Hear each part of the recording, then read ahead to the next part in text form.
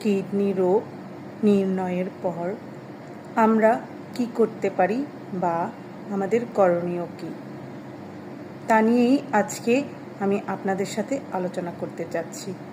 Kidney রোগ নির্ণয়ের পর তাৎক্ষণিক এবং দীর্ঘমেয়াদী যত্ন ও চিকিৎসা খুবই গুরুত্বপূর্ণ।